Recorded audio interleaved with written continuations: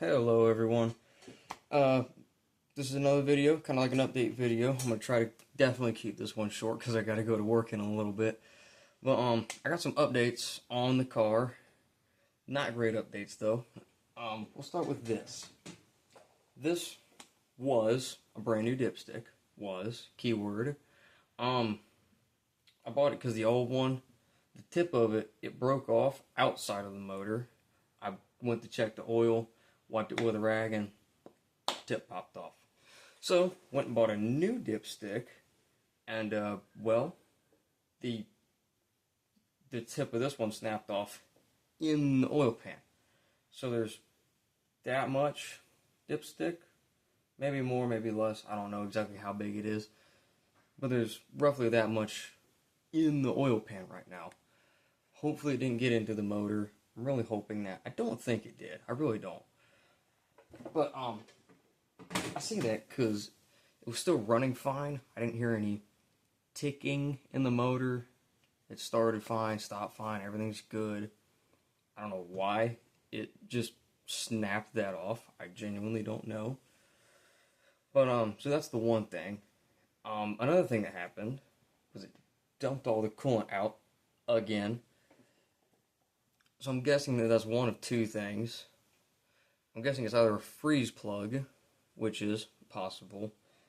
Coolant was dumping out somewhere in the motor. I have no idea where exactly in the motor. I pulled up to where I was going. Smoke started pouring out of the passenger side, and I saw lots of fluid dumping out. I'm assuming it's probably one of the freeze plugs. I think there's some on the sides of the engine itself.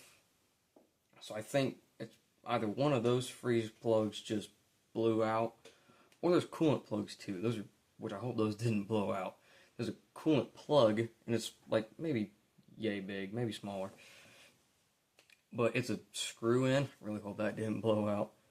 The other thing I really hope didn't happen is there's some on the back of the motor, which means that there would be coolant now between the transmission and the motor, but I don't think that's the case, because if it was the case, then somehow the coolant had to leak out of where the motor and transmission seal.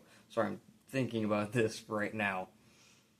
As I'm filming, this is kind of just like a on-the-go type video. Trying to keep it short, like I said. But yeah, that's updates right now. We'll grab you real quick. Everything else is fine on the motor. Everything else looks good. Got the oil down here. I took the oil out. Okay, it looks a lot darker on video than it is in person. It's zinc oil, so I don't know if you can see it. It has a little metallic-y look to it anyway, just a tiny little bit. But I'm gonna definitely replace that again because I got some metal shavings down in there. And oil changes on this thing are like $55 every time. And I literally just did that a week and a half ago. I haven't even got to drive the car. Not even, I don't know, maybe 50 miles, if that. I mean, I really haven't driven it a lot. But, yeah, so I'm thinking for freeze plugs, I believe there are some down there. And if not, the motor's going to have to come out, because the other ones, the transmission's right back down in here. I mean, I'm almost touching it already. It's right back down in here. And the other freeze plugs are in between the motor and the transmission, which means pulling the motor, which would not be fun, but if that's what it needs to be fixed, then that's what it needs to be fixed. I have to pull the motor anyways, or at least lift the motor anyways, because I am going to get rid of the oil pan that's on it right now. It's got a chrome oil pan, which chrome leaks. Chrome always leaks. It looks cool. I will say that. It looks cool. But chrome always leaks. But the plan, I'm not going to get down on the floor right now. The plan with the oil pan is, oh, you're not going to be able to see it. You can typically see the oil pan. It's right down there. I got the hole open for it right now. But later, I'm going to go get a like a flexible magnet to get flexed up in there. I'm going to try to wiggle it around, get the rest of that dipstick out of there, and I might see if I think I know someone that has one of those snap-on cameras that it's like a camera that's on a really long line. I'll see if he'll let me borrow it to put it in my drain plug hole so I can see exactly where the rest of my dipstick is. But like I said, I'm going to keep this video nice and short.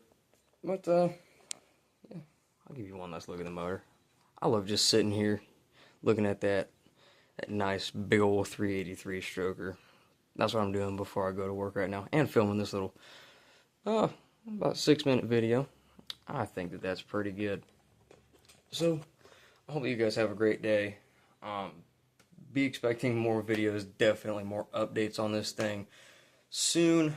I don't know when I'm going to upload next, but I'll definitely keep uploading at least every few days. But yeah, you guys have a good one.